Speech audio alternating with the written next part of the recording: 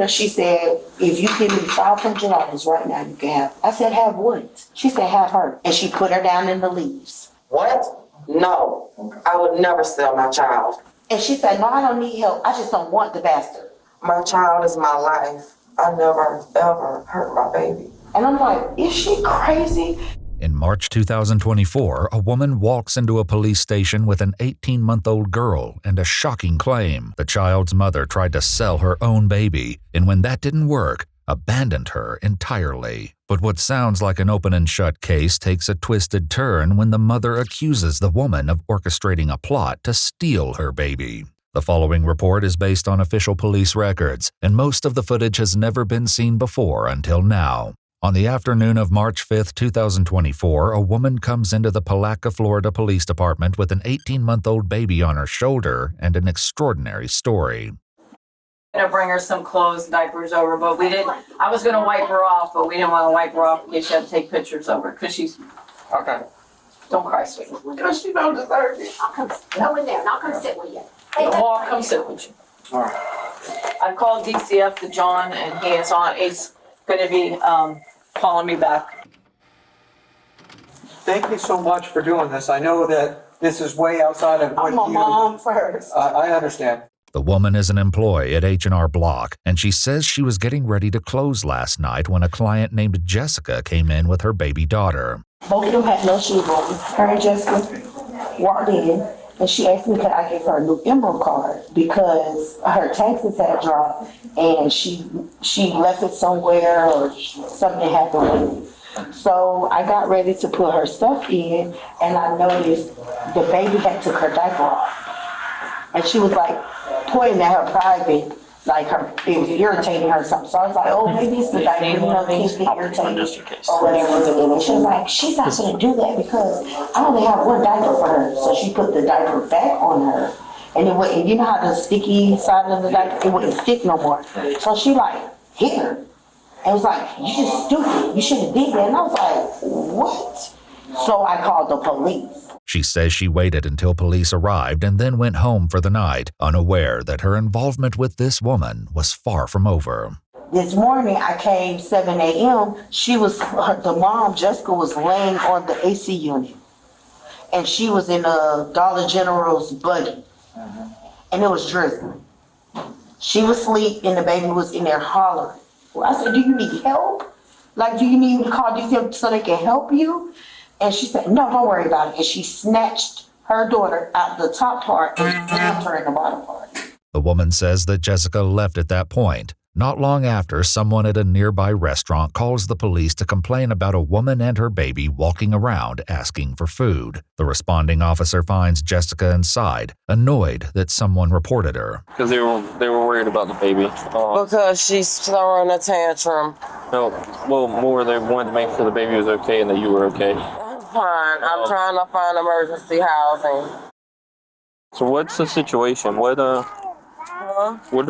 you going through right now? I'm going through a lot. Like as far as housing, why are you looking for emergency housing? Because I had a boyfriend who used to beat the out of me and I don't want it around my kid. Okay.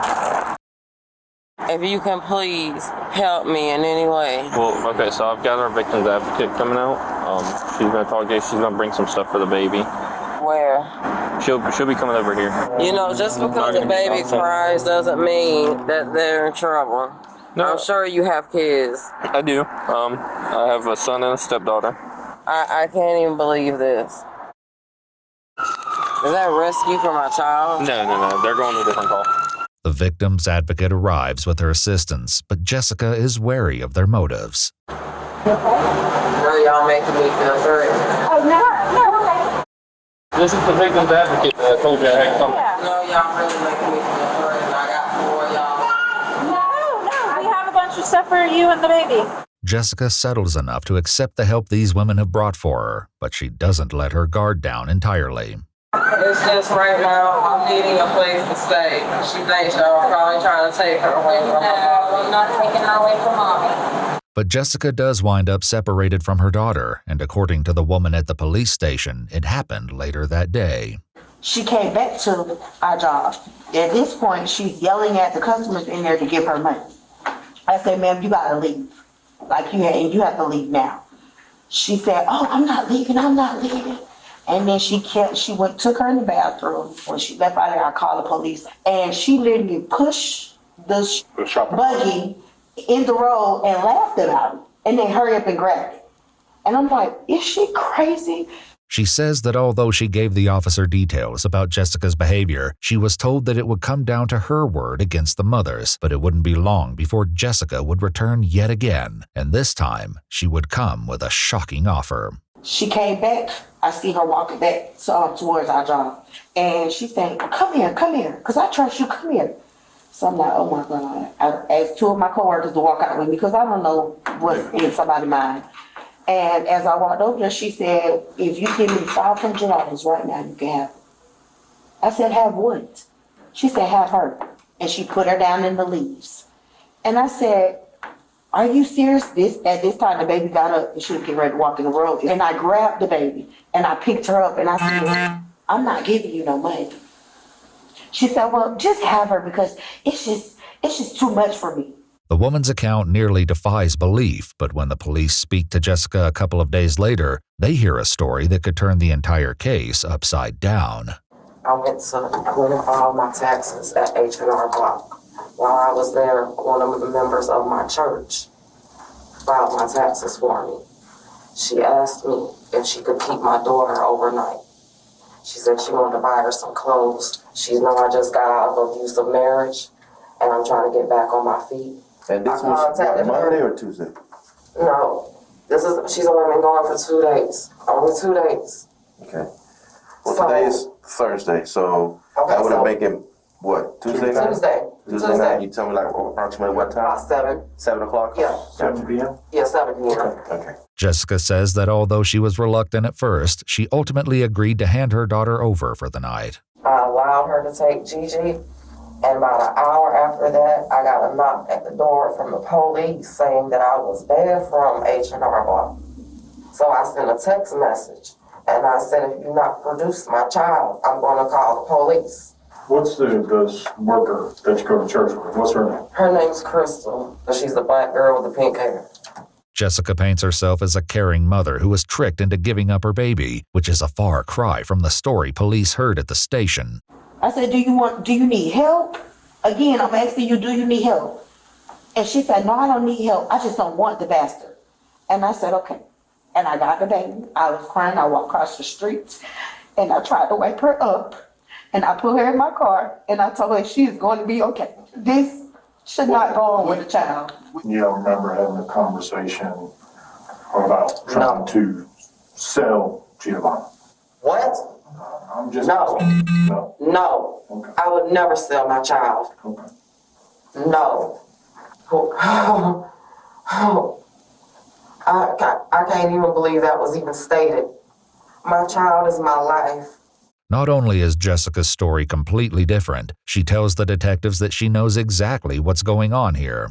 To be honest with you, my sister, me and her have a very bad relationship. She has wanted my child. She's told lies to my entire family. I believe she sent Crystal to do that on purpose because she laughed yesterday in my face and told me I was going to be in jail. So they said this up. Sounds petty, but it's true. I mean, what would be the reasoning they would do that? Same reason she husband. She's spiteful. At the police station, the woman does express an interest in keeping the child, though it doesn't seem to come from a place of malice. So will DCF let me take her home? Probably not, but I just don't want her to have to go through no system. absolutely not. Being honest with you. There might be a way. He might have to come out and look at your house, or he That's might. fine. So we'll figure something out. But as far as Jessica's concerned, there's no reason why her daughter can't be with her. You know I don't deserve to be in jail for this. I never, ever hurt my baby. If you see her head, she hit her. This right here. Yeah. You can see it. Yeah. She elbowed her last night. So that was from last night? Oh, you can see it good now. It's swole all right here. The bruise. She got dirt all in her nose. I'm an RN. I can't lose my child or my license. Jessica was a licensed practical nurse, but her license was put on probationary status a year prior when she failed to notify the Board of Nursing that she pled no contest to a disorderly conduct charge.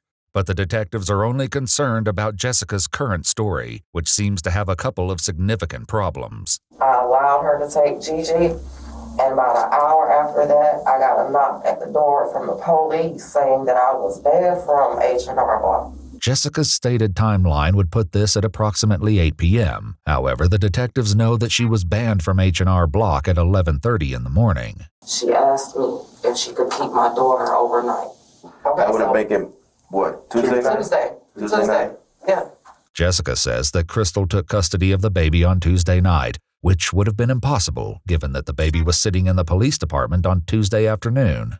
Okay, and what's the worker that you go to church with? What's her name? Her name's Crystal. But there's no one at H&R Block by the name of Crystal. The woman who brought her baby to the police station is named Anita, and she says that she only knows Jessica as a client. Are y'all gonna let me go? No, man. No, there is a warrant for your arrest. I'm saying, but like... I mean, you are under arrest. In February 2025, Jessica Woods pled no contest to her charges and was convicted of 6 crimes against her child, including unlawful desertion and illegally placing a child for adoption. She was sentenced to 4 years in prison and 10 years of probation. According to the Palatka Police Department, her daughter has been placed in foster care.